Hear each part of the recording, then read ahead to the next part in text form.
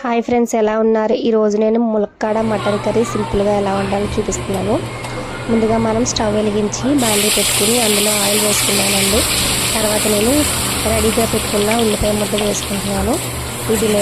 ఇందులోనే కొంచెం సాల్ట్ కూడా వేసుకున్నాను. ఈ ముద్ద మొత్తం వేగిన తర్వాత నేను ఇందులోనే మటన్ అయితే వేసేసుకుంటానండి.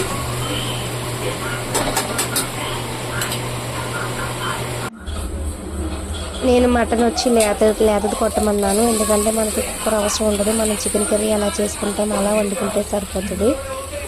ముద్రత అయితే మనం కుక్కర్లో వండుకోవాల్సి వస్తుంది. మటన్లో కూడా రకాలు ఉంటాయి కదండి. అయితే నేను మటన్ ఇందులో వేసేసుకుని కలుపుకున్న తర్వాత ఒక 2 నిమిషాలు ఉడకనిచ్చాక తర్వాత మళ్ళీ నేను ఇందులోనే ములక్కాడ ముక్కలు కూడా వేసేసుకున్నానండి. మళ్ళీ ఒకసారి కలుపుకొని మనం 2 నిమిషాలు మూత పెట్టుకుంటాము. తర్వాత మళ్ళీ మూత తీసి చూసినప్పటికీ చూసారు కదా, ఇలాగా లైట్గా మగ్గుతూ కనిపిస్తుంది. ఇందులో నేను పసుపు, తగినంత కారము, అల్లం వెల్లుల్లి పేస్ట్, మనం మటన్కి సంబంధించిన మసాలా నూరుకుని పక్కన పెట్టుకుని అది కూడా వేసేసుకున్నానండి. ఇదంతా నేను ముక్కలకి పట్టిలా కలుపుకొని మళ్ళీ ఇంకొక 2 నిమిషాలు మూత పెట్టుకుని ఉంచుకున్నాను. తర్వాత మూత తీసి చూసేటప్పటికి చూసారు కదా, ముక్కలకి పట్టి ఎలా అయితే కొంచెం వేగిందో దీంట్లోనే నేను గ్రేవీకి సరిపడగా వాటర్ వేసేసుకున్నానండి. ఈ వాటర్ గ్రేవీ ఇంకిపోయేదాకా చూసుకోండి.